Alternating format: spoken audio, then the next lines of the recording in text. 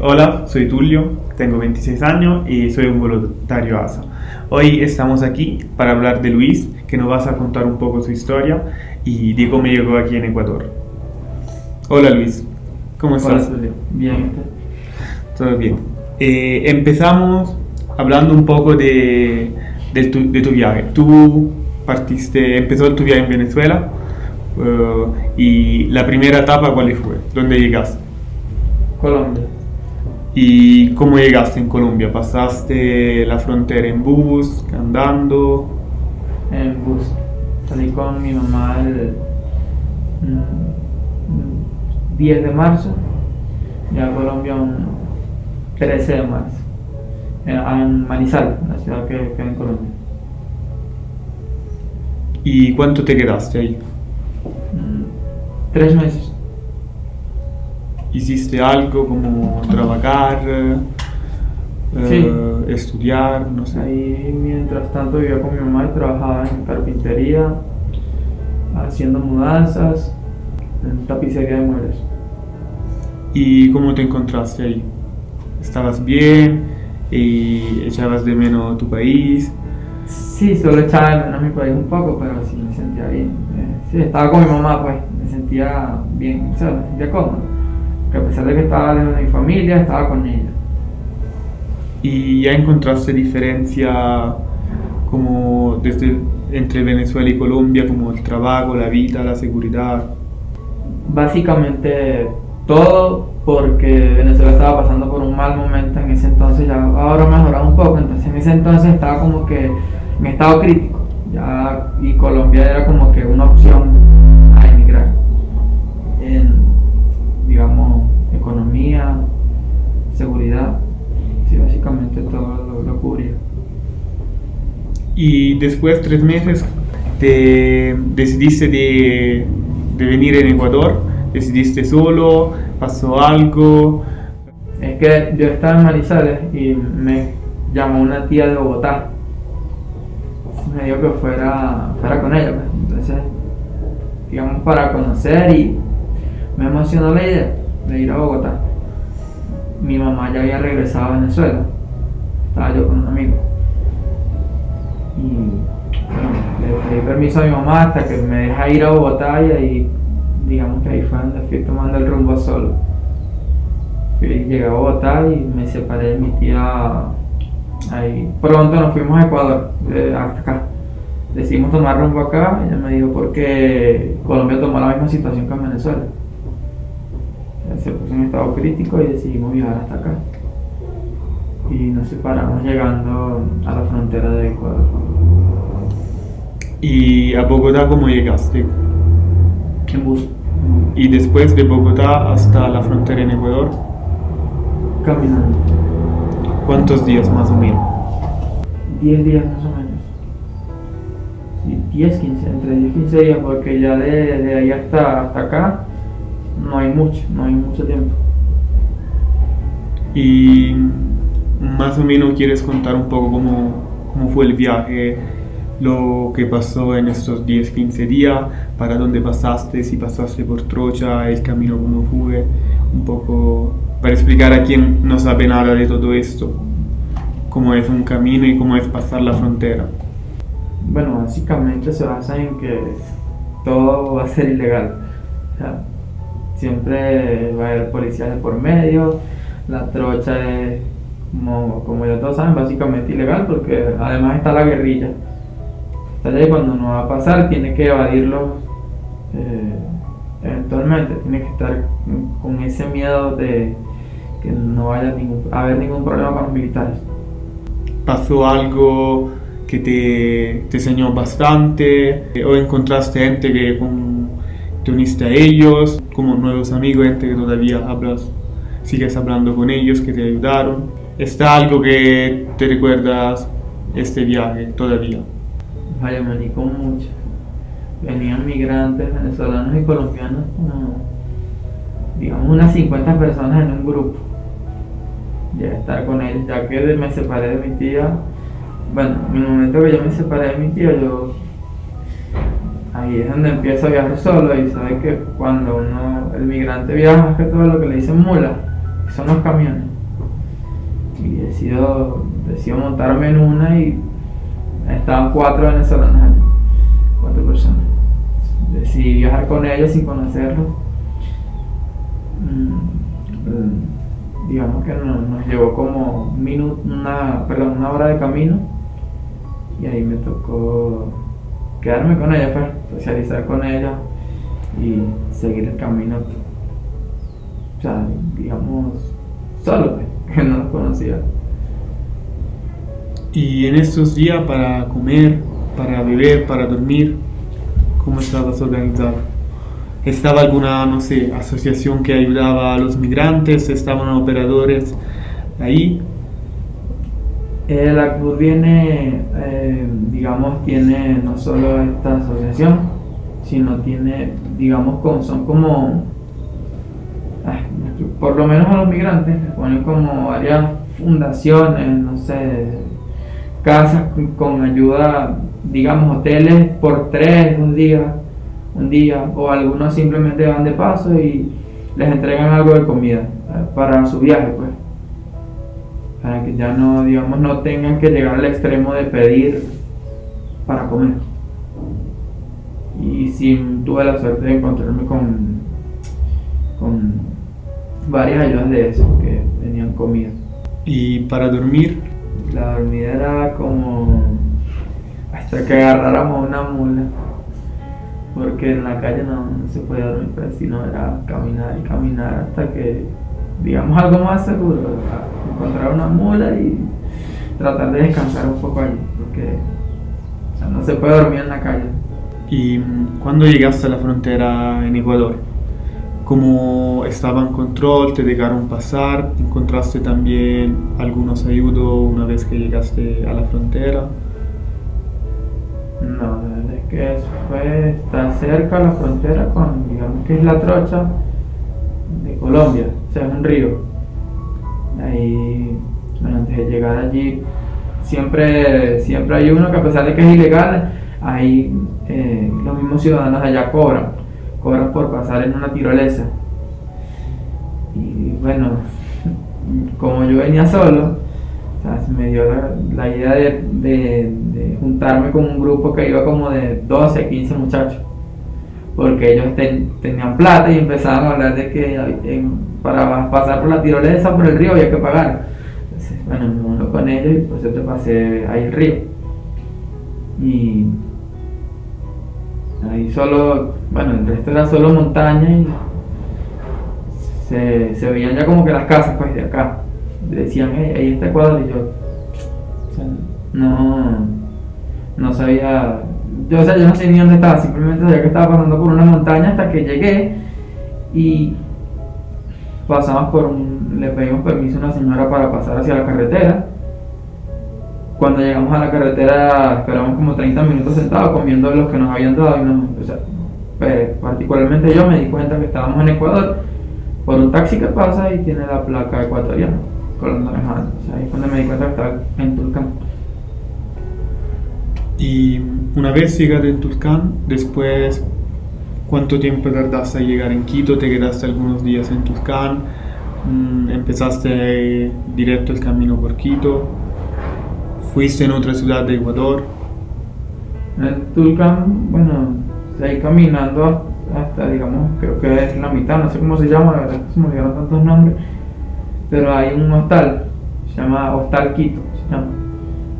Dan algo ahí para que uno se quede un día con la alimentación, y ahí me separé con 5 chicos y nos quedamos allí por un día y seguimos el camino. Todos ellos iban a Perú.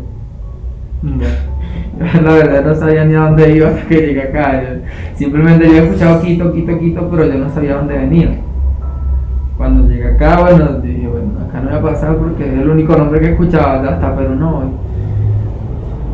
Entonces, bueno, decidimos seguir caminando, pero, o sea, la prioridad en ese momento era llegar a Quito, porque era la capital y decían que daban ayuda y eso, y ellos, digamos que no solo yo, sino ellos también se podían quedar un tiempo acá antes de ir a Perú.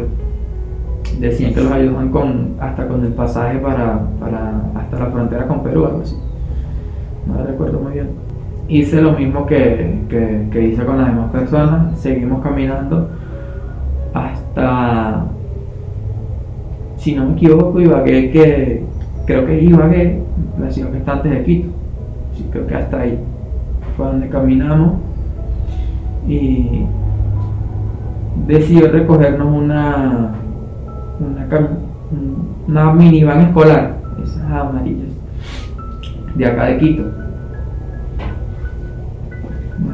Sí, desde Ibagué, creo que fueron como 2-3 horas de camino hasta acá, nos trajo hasta el Parque Elegido. Ahí, bueno, ahí digamos ya estábamos en Quito, decidimos buscar los refugios, nos separamos, yo me separé con uno de ellos y otros 3 se fueron aparte a buscar el refugio. Lo cierto es que conseguimos el refugio y lo esperamos a ellos y no nos encontramos con ellos más, decidieron tomar otro rumbo. Decidieron irse a Perú una vez y yo me quedé con ese chico ahí nos fuimos conociendo y hasta ahora está acá también. Entonces, cuando llegaste aquí en Quito, ¿encontraste listo una asociación, encontraste ayuda o te quedaste un tiempo solo? ¿Dónde te quedaste? ¿Cómo fue? También si encontraste una diferencia como cultural entre tu país y Ecuador, la gente, cómo estaba contigo. Pues llegando acá la gente fue como que muy denigrante, demasiado denigrante hacia cualquier inmigrante que llegara, ya sea colombiano, ecuatoriano, venezolano, peruano, como sea, siempre eran demasiado denigrantes, ya sea con el trabajo, por como sea, cualquier rasgo que distinguiera que no eran siquiera de acá de Quito, y empezaban a denigrar. Y nunca tuve, digamos, amistad con algún ecuatoriano mientras estuve en la calle, ¿no? Cuando llegamos acá, bueno, le cuento hasta donde llegamos al refugio, así esperamos hasta las 6 de la tarde y no dejaron pasar a un amigo, pero al amigo que andaba conmigo, pero a mí no, por ser menor de edad. Y bueno, me tocó regresarme. Lo cierto es que el compañero que andaba conmigo decidió acompañarme, no decidió dejarme solo. Y regresamos hasta donde llegamos, hasta el Parque Elegido. Ahí nos quedamos 25 días exactamente. 25, sí, 25, 30 días. En el parque. ¿Y has vivido ahí por 25 días, 30 días? 25, 30 días, no recuerdo muy bien hasta que llegué acá. Entonces, el primer ayudo que encontraste fue después de 30 días. Sí, digamos a los 30 días estamos el chico y yo sentados en un banco en el parque y llega un señor explicándonos, preguntándonos nuestra situación, algo así como ahora y que dónde veníamos, cuánto tiempo teníamos allí, y nos empezó a ayudar de cierta forma. Nos dijo que habían organizaciones que ayudan tanto a adolescentes como a adultos, ya sea ASA o Hayes. Él era mayor de edad, lo ayudó con eso para que lo ayudara a Hayes y a mí me dijo que había esta fundación, me dio la dirección y me vine desde allá hasta acá caminando igualmente. Y ya me había dicho que hablara trabaja con una trabajadora social, me dio su número, la llamé, hablé con ella y me agendó una cita para 2 días más.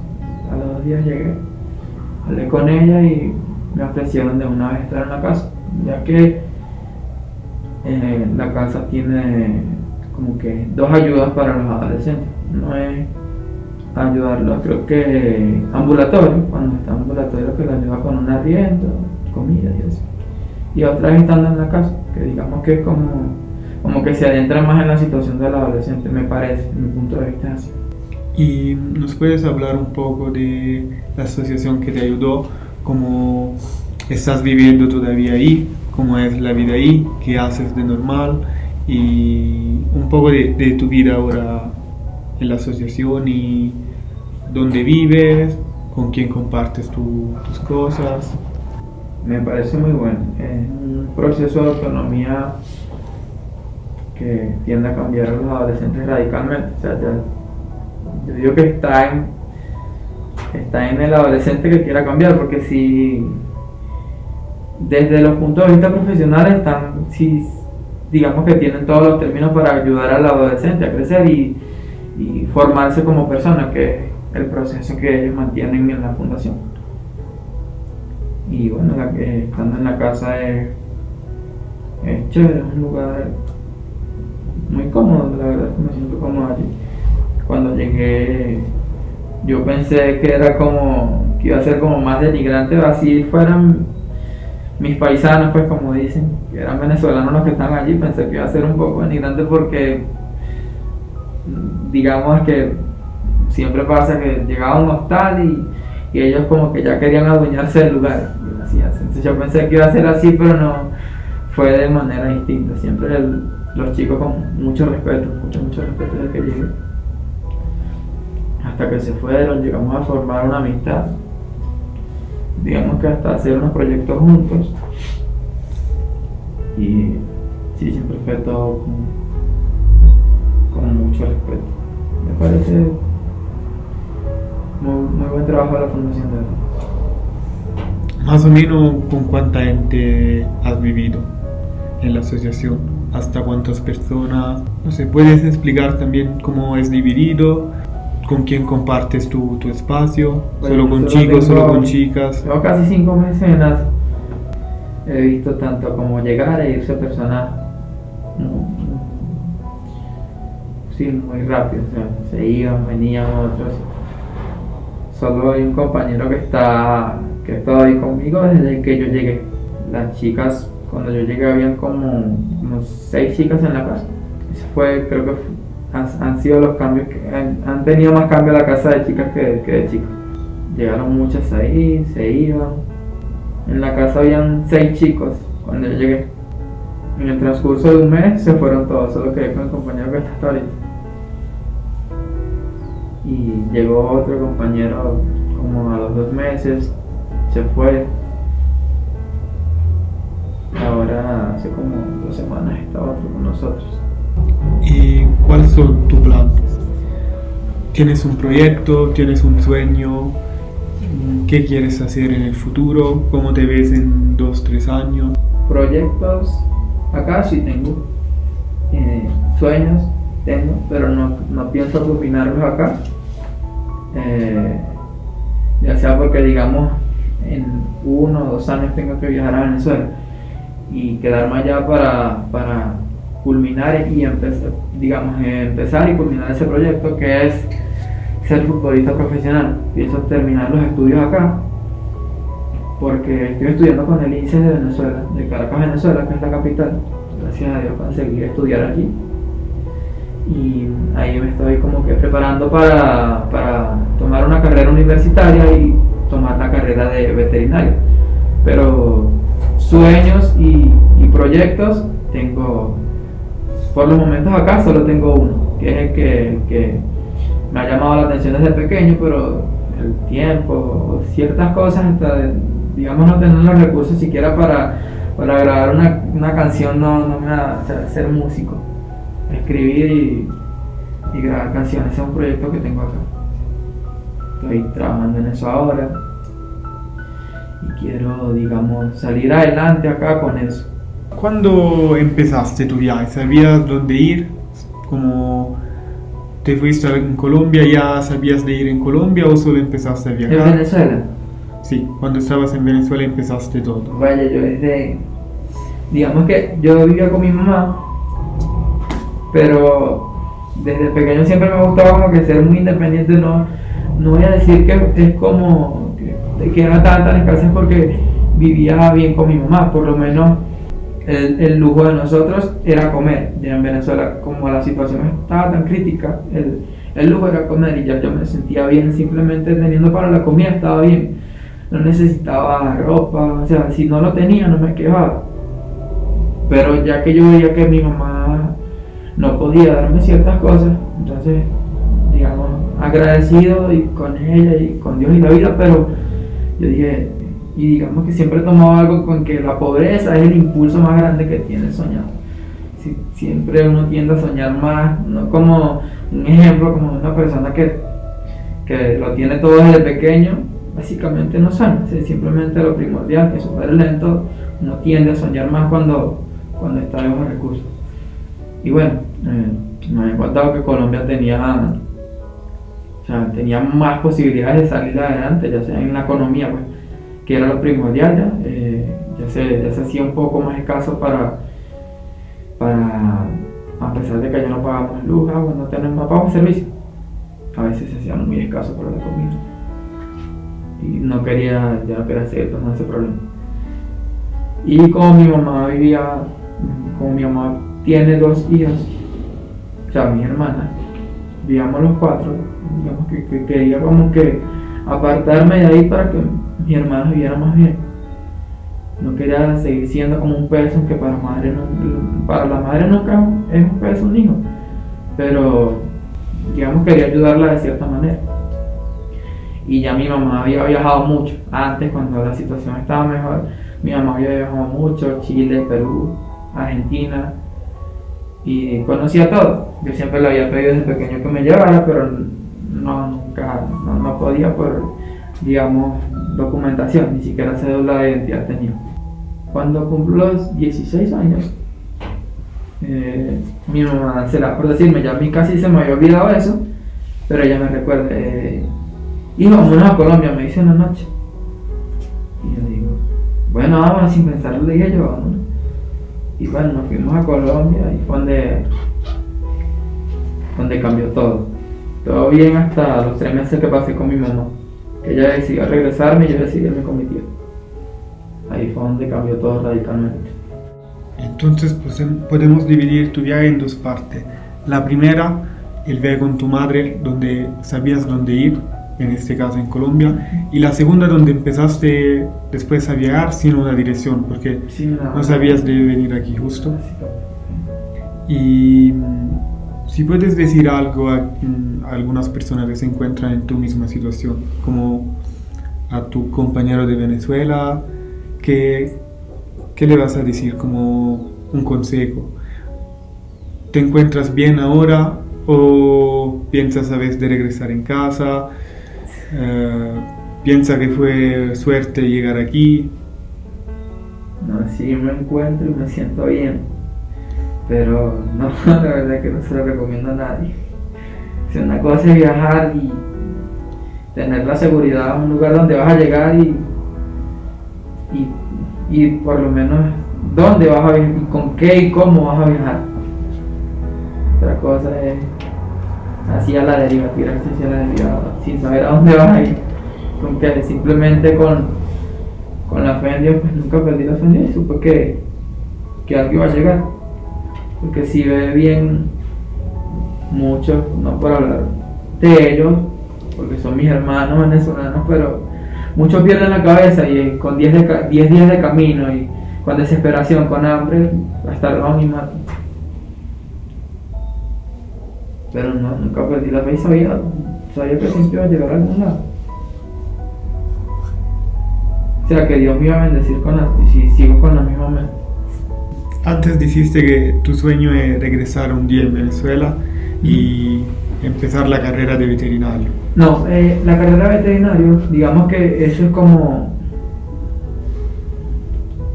bueno, así estoy trabajando acá, estudiando.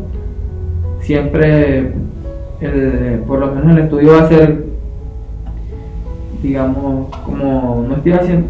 Cuando no estaba haciendo nada, ahora estoy haciendo el estudio para eso, para subir con la carrera de veterinario, ya sea en Venezuela, en Ecuador, en el país que esté. Eso hacia donde quiera que esté. Pero el sueño que quiero, que siempre ha sido mi mayor sueño y que quiero retomar en Venezuela es el fútbol. Tengo allá, sí, a pesar de que todo es escaso, tengo grandes amigos allá que tienen muchos contactos en la profesionalidad del fútbol. Entonces tengo oportunidad allá en eso. Y bueno, sí, tengo esos 2 sueños, el fútbol y la música. La veterinaria también es una pasión porque me gusta ayudar mucho a los animales. Entonces digamos que si quiero tomar una carrera de estudio sería esa.